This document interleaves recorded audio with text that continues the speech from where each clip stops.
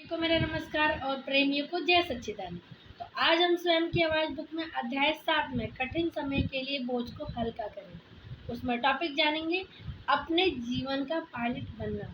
तो अपने जीवन का पायलट बनना, इस पर प्रेम रावत जी ने क्या लिखा है उसे पढ़ेंगे, सुनेंगे और समझेंगे। तो स्टार्ट होता है यहाँ से। जब मैं फ्लोरिडा में हेलीकॉप्टर उड़ाना सीख रहा था, मैंने एक कहानी सुनी जो मुझे हमेशा हंसाती है। ये एक अच्छी चेतावनी है कि कैसे हम कभी कभी अपनी समस्याओं के, अपने कठिन समय के निर्माता स्वयं बन सकते हैं। इसकी भूमिका में ये कहना चाहूँगा कि पायलट लोग लंबी लंबी डिंगे हाँकने वाले या कहानी को खूब बढ़ा चढ़ाकर बताने में माहिर होते हैं। ये कहानी वास्तविक घटना पे आधारित है, लेकिन ये भी हो सकता है कि इसमें कुछ बढ़ा चढ़ाकर कहा गया हो। आगे है। एक आदमी था जिसके पास उन छोटे हवाई जहाज़ों में से एक था जिसे आपको प्रोपेलर लेकर हाथ से स्पिन करके शुरू करना होता है। एक दिन वह ऐसा करने लगा और कुछ हुआ नहीं। उसमें कोई पावर नहीं आया और प्रोपेलर हिला भी नहीं। तो कॉकपिट के अंदर गया और उसने थ्रोटल आगे बढ़ा दिया, जिसने इंजन में और अधिक पावर डाल दिया। ठीक वैसे ही जैसे जब आप एक पुरानी कार को स्टार्ट करने की कोशिश करते हैं। फिर उसने दोबारा कोशिश की, लेकिन उसने भी काम नहीं किया। तो उसने कुछ और थ्रोटल बढ़ाया और फिर कुछ और बढ़ाया। आगे अंत में पायलट ने प्रोपेलर को जोर से घुमाया और इंजन में जान आ गई, लेकिन उसने इसे इतना थ्रोटल दे दिया था कि प्लेन में अब सचमुच पावर बढ़ने लगा। अब वह आगे बढ़ना चाहता था, जो सामान्य स्थिति में अच्छी बात थी, लेकिन पायलट कॉकपिट के बाहर खड़ा था, जो उस स्थिति में बहुत गलत था।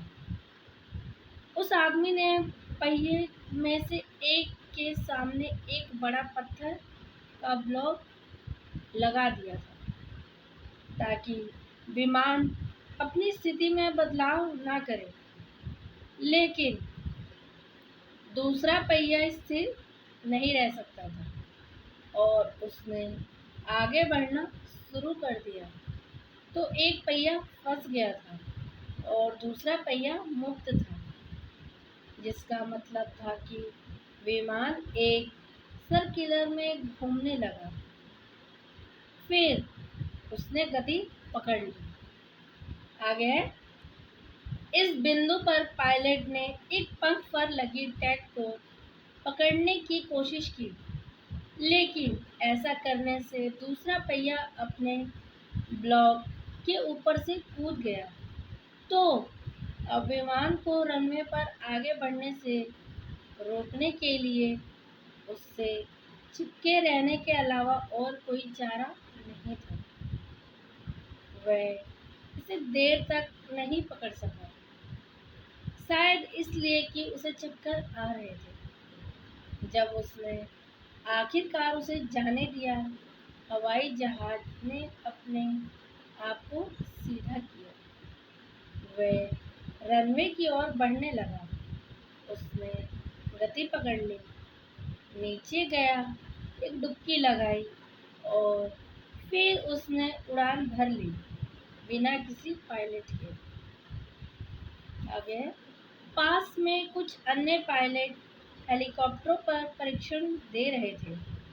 उन्होंने देखा कि क्या हुआ, इसलिए उन्होंने उस विमान का पीछा करना शुरू कर दिया। अपने ऊपर उड़ने वाले उस दृश्य की कल्पना कीजिए।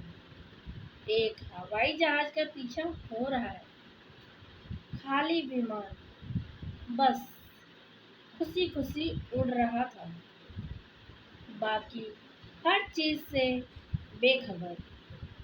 वह कर रहा था जो उसे करने के लिए डिजाइन किया गया था।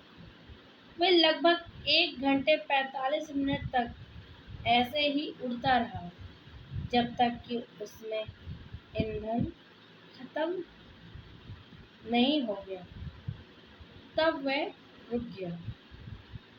उसने धीमी गति से नीचे उतरना शुरू कर दिया और बड़े सहज तरीके से खुले मैदान में क्रैश लैंडिंग कर गया, जिसे शांत तरीके से विमान ने उड़ान भरी। उसे देखकर हेलीकॉप्टर के सभी पायलट चकित रह गए। आगे इस कहानी के दिमाग में आने का कारण ये है कि कभी कभी ये पायलट ही होता है जो हवाई जहाज की दुर्घटनाग्रस्त कर देता है। वे कॉकपिट में जाते हैं और सोचते हैं, ठीक है, मुझे यही करना है, मुझे यही करना है, और उनके कार्यों से समस्याएं पैदा होती हैं। इस कहानी में हवाई जहाज ने अपना काम शानदार ढंग से किया, जबकि ये हवा में था और इसमें कोई नहीं था। जब आप उड़ान भर रहे हो तो आपको विमान को वह मार्गदर्शन देने की जरूरत है जो उपयोगी और उचित हो। इसे वह करने दे जिसके लिए इसे डिजाइन किया गया है, और कुछ नहीं। जीवन में भी ऐसा ही है। अगर हम लगातार सोचते रहे, ठीक है, मुझे अपने जीवन में अपने लिए ऐसे ऐसे और ऐसे करना चाहिए, तो आप पृथ्वी पर दुर्घटनाग्रस्त हो सकते हैं। जीवन बहुत सरल है, सुंदर है, अगर हम इसे वह करने दें जो करने के लिए इसे डिजाइन किया गया है। आगे, जब हमारे जीवन में चीजें गलत होती हैं तो हम दूसरे लोगों को, भाग्य या कर्म को दोष देते हैं। हालांकि कभी कभी ये इस बात पर निर्भर करता है कि हम अपने आप को कैसे संभाल रहे हैं। क्या हमारे पास स्पष्टता है? क्या हमारे पास सही योजनाएं हैं? क्या हम अचानक सामने आने वाली परिस्थितियों के जवाब में लचीले बन रहे हैं? क्या हम अपने जीवन को उस तरह से कार्य करने की कोशिश करने दे रहे हैं जो वह नहीं कर सकता, बजाय उसे वह करने की अनुमति देने के जो वह सबसे अच्छा करता है? मेरे अनुभव से हम अपने जीवन को नियंत्रित भी करना चाहते हैं और ये भी चाहते हैं कि ये फले फूले भी। हम उसे दोनों के बीच में संतुलन बनाने का प्रयास करने देना चाहते हैं, विमान को गाइड करने और उसे उड़ने देने के बीच। तो ये समझने की बात है। अगर आप प्रेम रावत जी को सुनना समझना चाहते हैं तो मैं उनका लिंक डिस्क्रिप्शन में डाल दूँगा। आप उन्हें सुनिए, समझिए और उन्हें फॉलो कीजिए। बस इतना ही। धन्यवाद।